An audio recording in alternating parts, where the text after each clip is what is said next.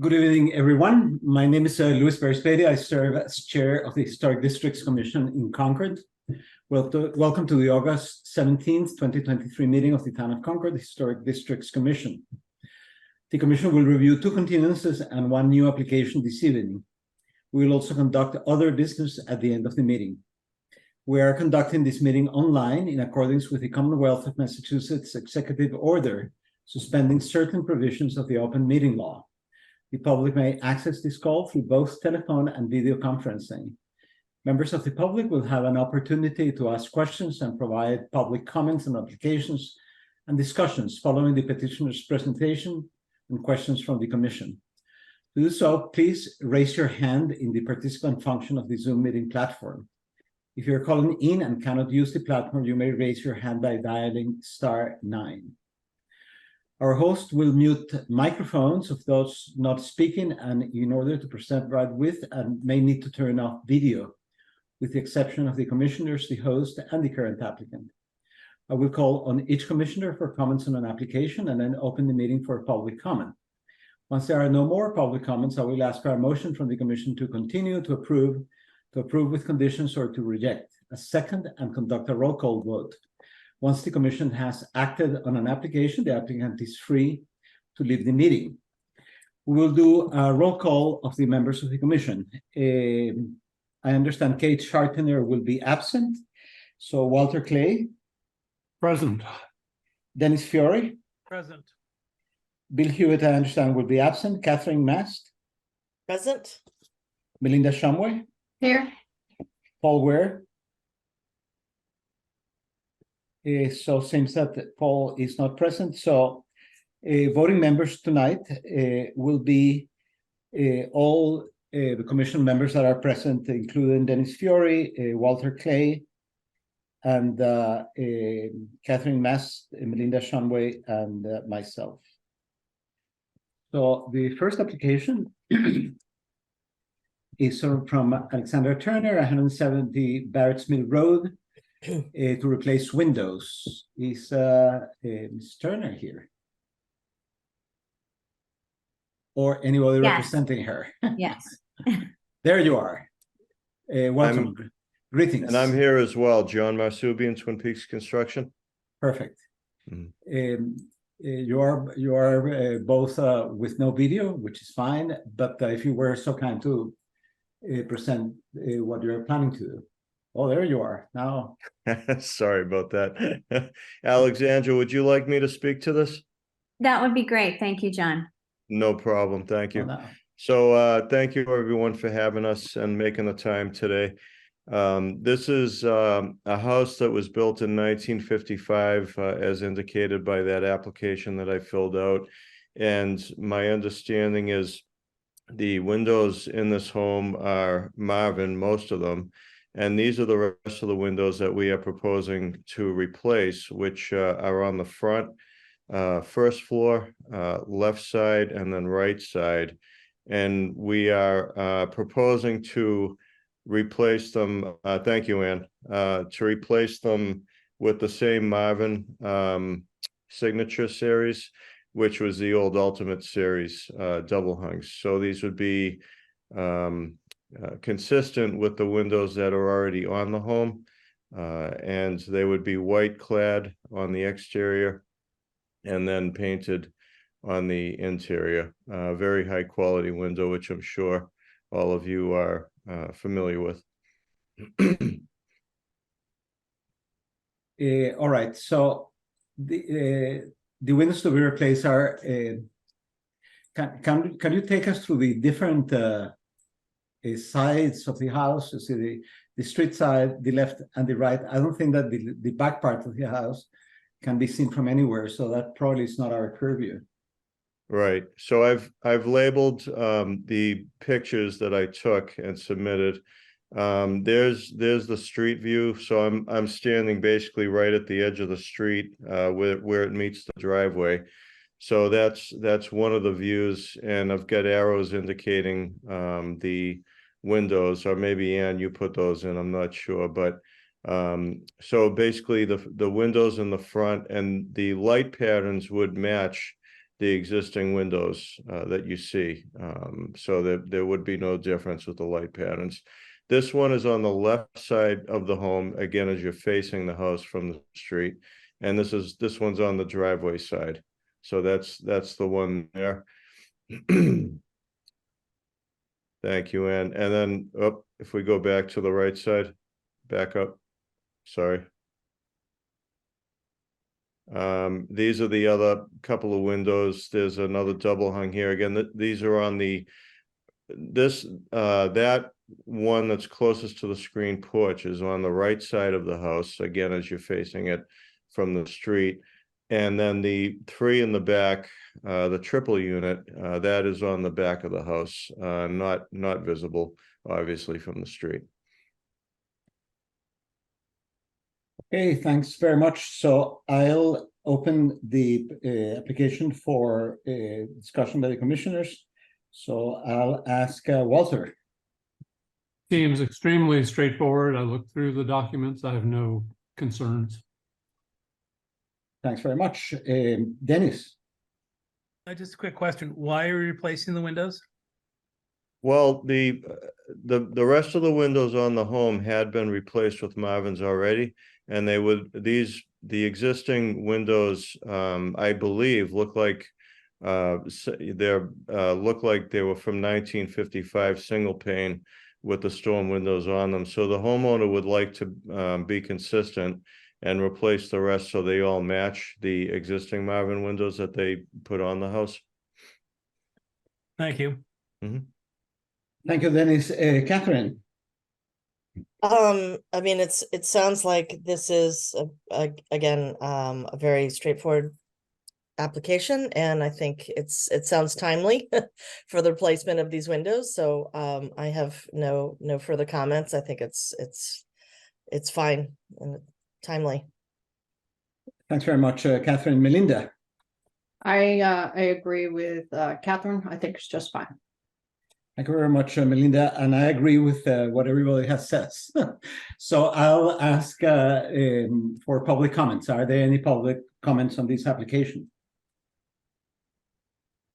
In the absence of public comments, I'll ask the commission for a motion to approve with conditions, to reject, or to continue the application of 170 Barrett's Mill Road.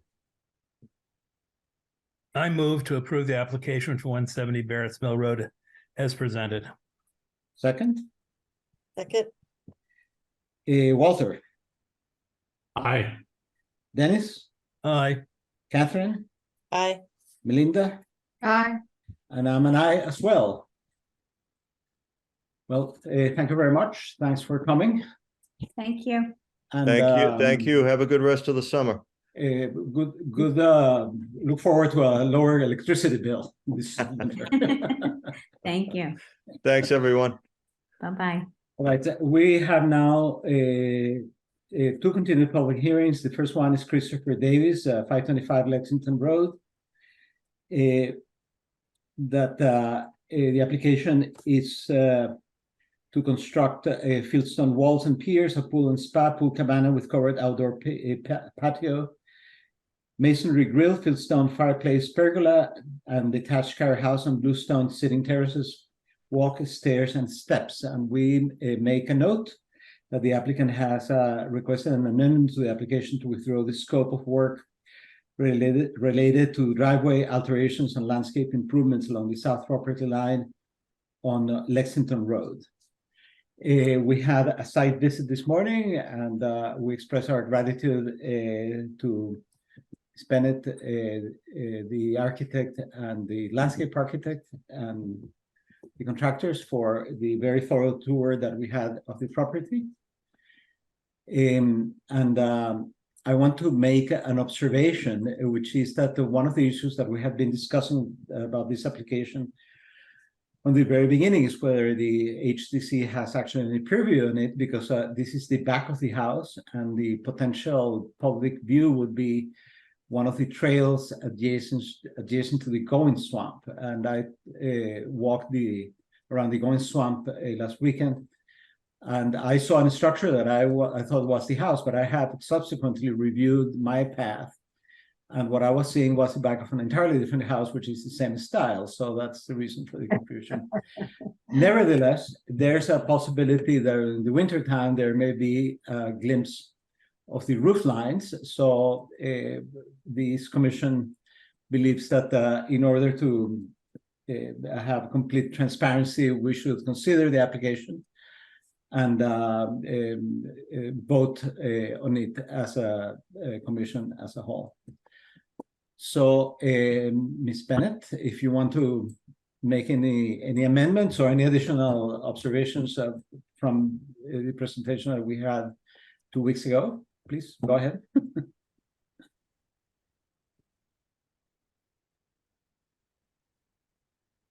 You are muted. You're still muted. Okay. There you are. Sorry. First, we just want to thank everybody for coming out to the site this morning and walking the site with us. I think it clarified most of the views that you would get from the public way, and also the height of the buildings that was raised as a question in the first meeting that we had.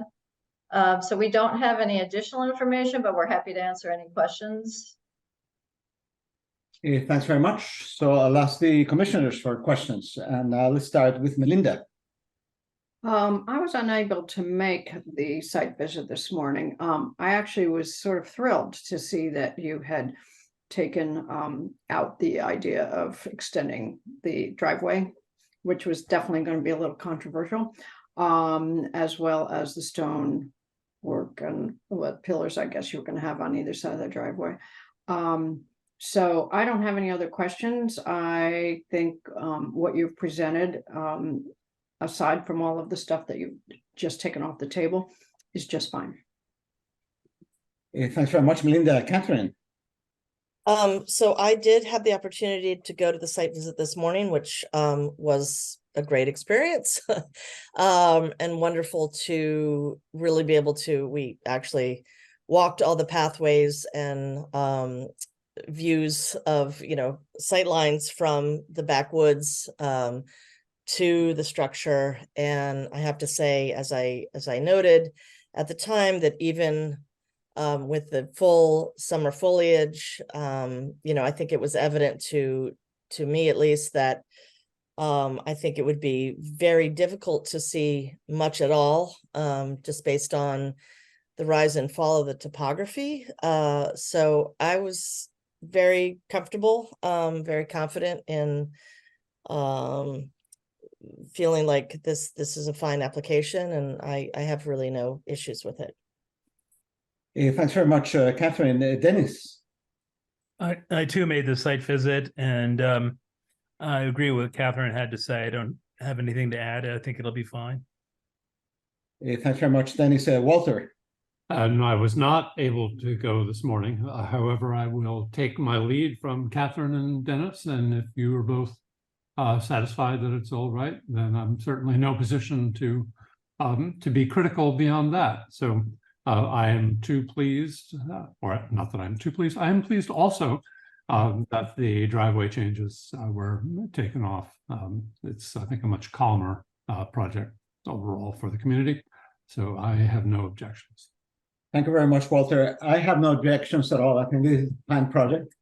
We all have our different biases, and we hate to see buildings in open land, but that is, if a building is going to go there, this is the type of building that should go there. I think that it would add to the significance of the place as a reference place of a particular architecture in Concord. So I don't have any objections to the project at all. I'll ask the public for public comments. Are there any public comments?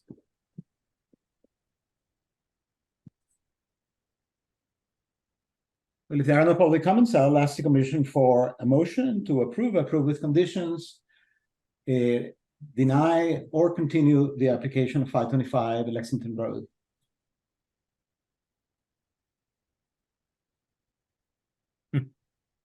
I move to approve the application for 525 Lexington Road with the addition of the two new structures, and adjacent and related landscaping, and stonework, as presented.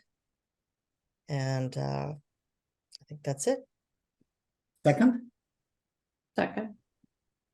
Melinda, Aye. Catherine, Aye. Dennis, Aye. Walter, Aye. and I'm an aye as well. So congratulations. Thanks very much for the presentation, which was very well put together. And we look forward to seeing this great addition to the Concord landscape. Thank you. Thank you. Thanks, all.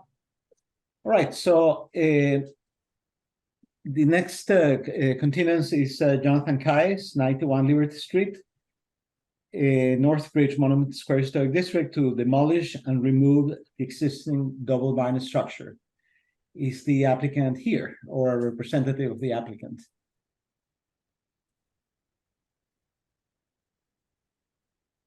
Looks like there's nobody here.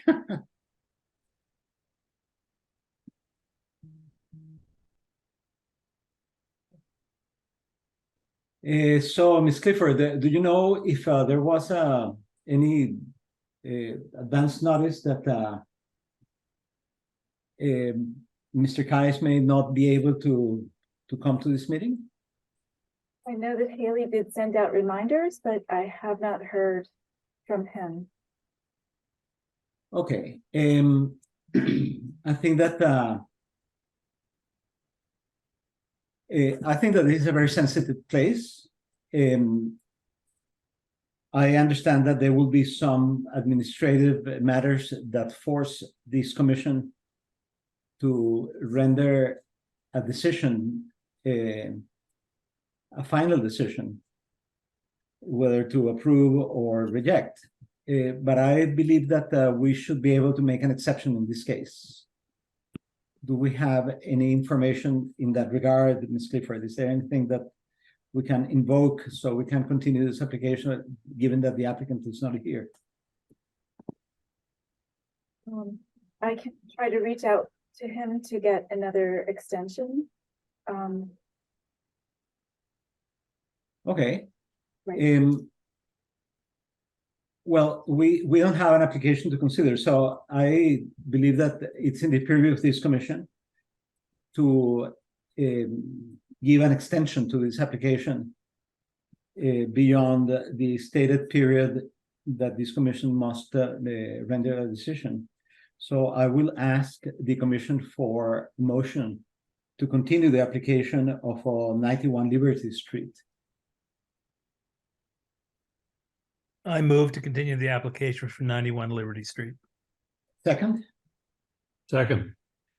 Okay, Walter, Aye. Dennis, Aye. Catherine, Aye. Belinda, Aye. and I'm an aye as well. So I'll ask our town planner to notify by letter that I can sign as well to Mr. Kais that his application has been continued to the meeting of September 7th. Right, so we go into other business, and the other business as we have is a certificate amendment for certificate 2248, 166 Main Street. For those of you who are unfamiliar with this place, you probably have been sleeping for the past 10 years or so, because this is nothing less than the Concord Academy. Which there's a motion to make all of them honorary members of the HTC by virtue of their participation on meetings. So this is specifically about some matters related to power, electrical boxes, and issues of that sort. I had a chance to review the plans, and I didn't see any problems, but I'm going to let Don to present it because he's very persuasive. Thank you, everybody. Don Kingman from Concord Academy, 166 Main Street. Let me start off by just giving you a quick update of where we are. We're approaching the start of school in 2 weeks, and that's our fast and hard deadline. We have moved 2 of the buildings that we indicated we're going to do, and they're sitting on new foundations. We're in the process now of, in one of them, the windows and siding have been completed. The other one we're still working on, and we've got a little more infrastructure work to happen. And then we're going to start changing the grades around so that we can make our accessibility goals that we've achieved. In this conversation that we've had, we realized that there would be a benefit for the school if we reimagine how we're doing electrical distribution throughout this, what we're calling the west part of campus, the village area. And so we're looking for permission here from you for the install of what I'm going to refer to as 2 green boxes. They're going to be around 30 inches high, thereabouts. They sit above grade, and one is going to be a splice cabinet. As a technical term, and the other one is going to be a transformer that's going to be sitting on the western edge of campus, close to 242 Main Street, which is the yellow barn. I'm going to turn over to Courtney to walk you through some of the plans that we have and to answer any questions.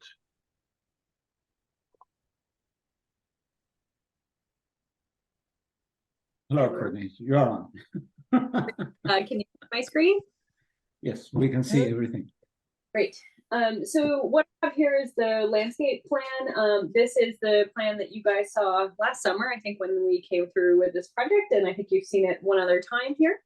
But what I have indicated in the blue are the 2 boxes that Don is speaking of. So the first one is here, directly next to the new Phelps parking lot. This is the splice cabinet. And what we have is Main Street here, and we have kind of a row of arborvitaes here that's remaining, and this will be kind of right at the end of that row between the curb and those arborvitaes. The second one is right over here by the 242, the yellow barn that Don was just describing.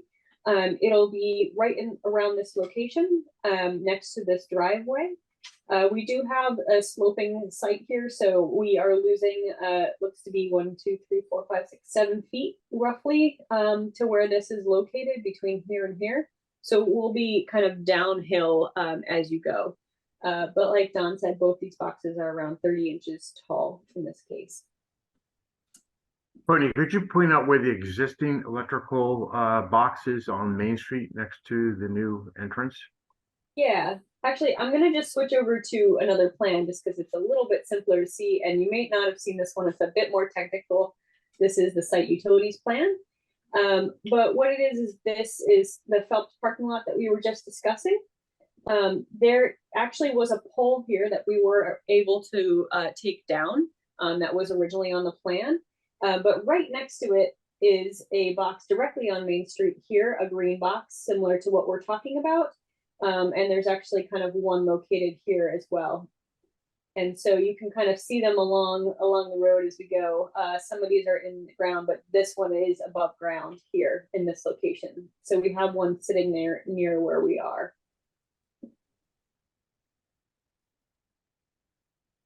Thanks very much, Courtney. So this is basically moving the location of some of the boxes from one place to another. Is that correct? Is that the summary? They are actually new boxes. Okay, or adding some boxes. Let's put it that way. That's correct. It would be 2 new boxes we're talking about. Okay. The technical term that you're using. All right.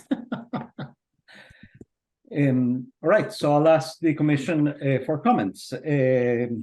Melinda. Well, we're not going to say no. I think it's fine. We'll hardly see the one that's backing down the hill a little bit. And honestly, nobody's going to be really looking at the other one either, and you need it. So I think it's fine. Thanks very much, Melinda. Catherine. Completely agree with Melinda. I mean, I'm sure the locations have been well thought out, and they don't seem to be in terribly visible locations from Main Street as it is. So I have no issue. Thanks very much, Catherine. Melinda, Dennis. Nothing to offer. Looks fine to me. Thank you, Walter. I have no problem. Thank you very much. And I have no problems either. So I'll ask the commission for a vote on this certificate amendment. To approve the certificate amendment, is there a motion to do so? I move we approve the certificate amendment for 166 Main Street as presented. Second, A second. Walter, Aye. Dennis, Aye. Catherine, Aye. Melinda, Aye. and I'm an aye as well. So Thank thank you very much. When are you coming next time, you know? I think we have a new application coming before you within the next 30 days. It's part of the overall project. You wanna keep like an application ongoing. You say like every couple of months you have a slot. When I get bored, I decide to make an application. Okay. Well, thank you very much. I don't think that we have anything else to discuss. I want to make the members of the commission a little bit of a reminder, and I'm trying to find my way over here. And that reminder is that we are going to need to start thinking about a replacement for commissioners that are living. And I just wanted to make a quick note of who they were, but I cannot find the whole. This is embarrassing, but I'm not gonna go by. I really need to know what are the. Here it is. At some point we'll find it. Okay. No, we didn't find it. You want me to share the screen? No, it would be okay. Here I am. I'm supposed to be able to do this.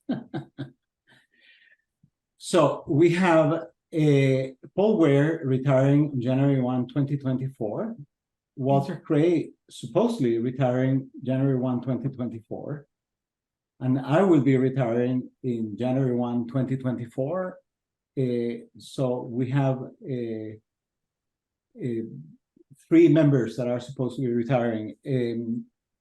This is one of the issues that we have been discussing all along. For example, in the case of Walter, so Walter has been with us for not even a year, or about a year or so. Yep. And he's if at least from my perspective, I think that Walter is a great asset to the commission. So I, as a citizen of Concord, I would hope that he stays until 2034 or something like that. So what we have done in the past is that we have asked the select board to just make the appointment, and I want to let the commission know that I'm planning to do just that, and ask the select board to by executive order just appoint Walter for a longer term as an associate member, or in the position that it's required at that time. Paul is supposed to retire in 2024 as well. I don't know what are his plans, whether he wants to stay for a longer time. He hasn't served for 10 whole years, which is supposed to be the time frame that the commissioner serves. So in potentially he could stay in the commission also by the decisions of the select board. I have been in the commission since January 1, 2014. So I think that I have overstayed my welcome. And I believe that it's entirely appropriate that I lead the commission on 2024. So that makes certainly one, at least two vacancies in the commission, in addition to the one that we are carrying on, which is the nominee of the natural resources. And I've been talking to natural resources and they'll nominate somebody, etc., but it's not happening. So I mention this because I think it's important that we all consider this collectively as a commission to try to see what's the best pathway to continue moving forward. We have a Concord 2025 coming along, and the HTC will have a great role in determining what are the appropriate monuments and memorials and things of that sort. So I think that our commission has an important job ahead. So we should be able to keep it as solid as possible.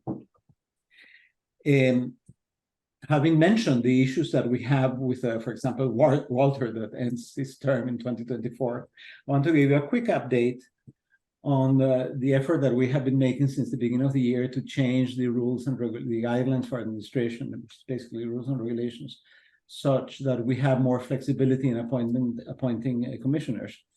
And after multiple iterations of a document and consultation with multiple attorneys, both members of the HCC and members of the public and former members of the HCC, we came out with a setting proposed changes, which I don't know if you can see me. I don't know where my multiple screen went. Here it is. It's right here.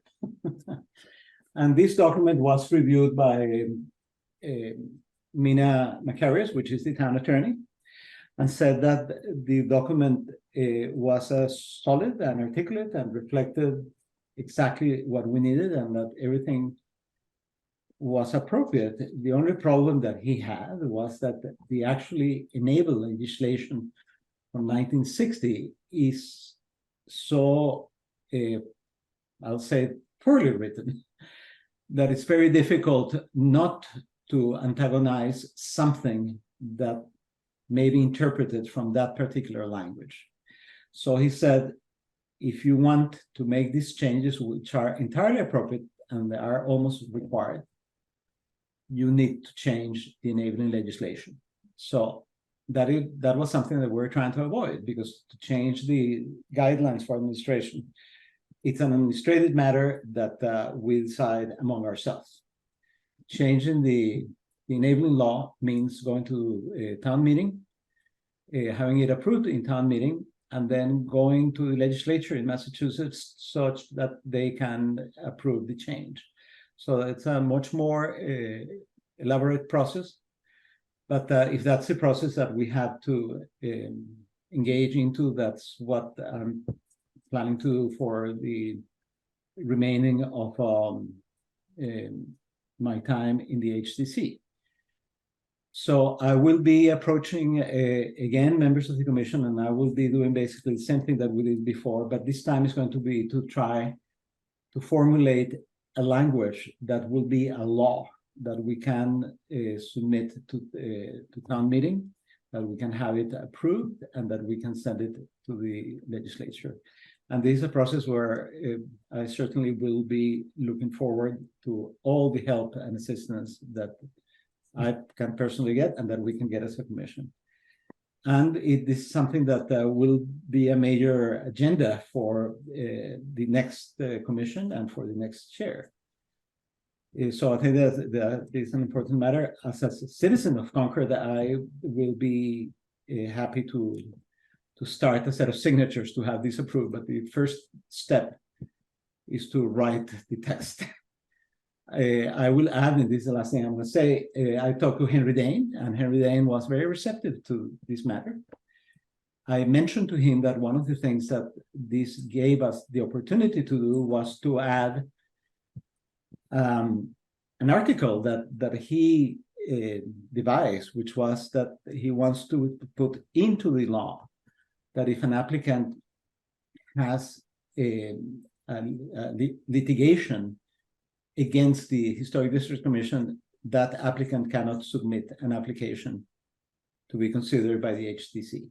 And I think that this is a very good thing, because it will remove one of the tools that applicants that are unhappy with the decisions of the HTC have in order to make the process very expensive and therefore press the town to settle with them in one way or another. And we saw all these operating at the beginning of the year. Melinda is very familiar with that whole thing. So this is what I have to say. Any comments are more than welcome, etc. Yeah. I think you've taken on a great job here, and thank you for doing this. And sorry we have to go through town meeting, but I'll be glad to help in any way I can. Yeah, likewise, Luis, just let us know what you need. Okay. Yep. Me too. What about a gin and tonic? That's good. Get this when this is over, no problem. Well, treat you. I do have a question. Is there can this be approached in stages rather than the entirety of the proposal? Or it can be broken down to things that would be acceptable under current law?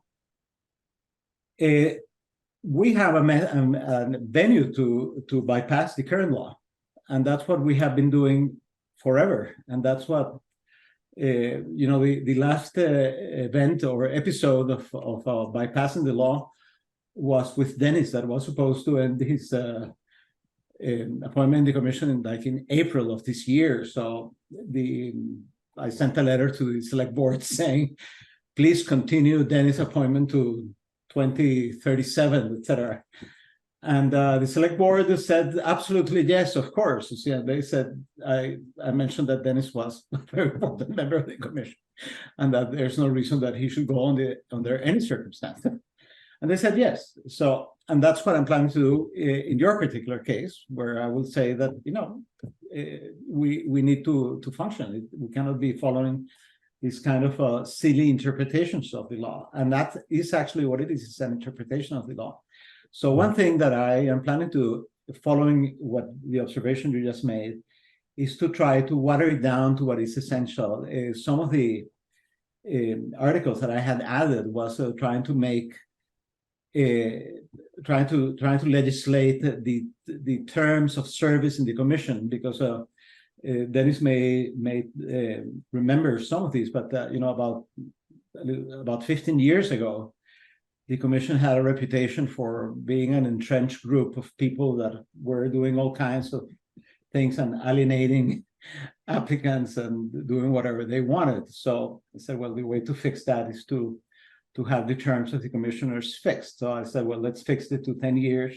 And if you are out of the commission after 10 years, or if you're out of the commission after serving your term and resigning, then you have to be out for 2 years before you come back. So that's the type of thing that we may need to get rid of, because that's going to create all kinds of questions that are unnecessary and that dilute from the main purpose. And the main purpose is that we should be able to choose from the pool of members that we have, the ones that are best suited to serve the needs of the commission, which means that there may be an associate member that served in the commission before, etc., and you want him to be a full member, for example, for whatever reason, or you want to move somebody from one appointing entity to another, and so forth. And that's what we were looking for. That was the thing. And all those things can be done, but everything has to be done by the select board saying, we're saying this, and as we control everything, that's where we're controlling now. So yes, we will try to water it down and to just go to what is essential. Does reopening the terms and I don't want to call it the legislation, but does that expose the Historic Districts Commission to the community in a way that they may vote to do away with the HDC? You mean by reopening this? You mean reopening the issue of the appointment yeah, the appointment, reopening the whole idea of how it operates. Well, I think that most people in town do not know how the commission operates. And the reason I say that is because I met with 4 of the appointing boards, and I had to explain to them how it worked. And when I explained them how it worked, they say, oh, that doesn't make any sense. So I don't think that this is an issue that it's in the forefront of people's minds.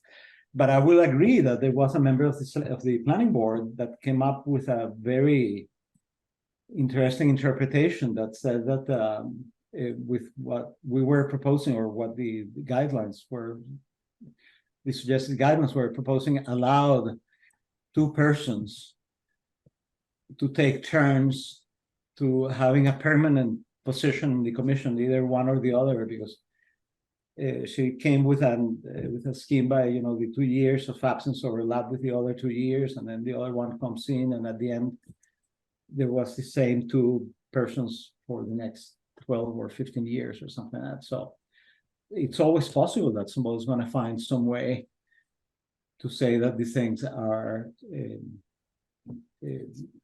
bad,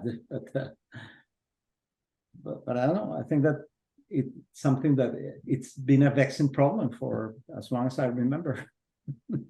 I agree.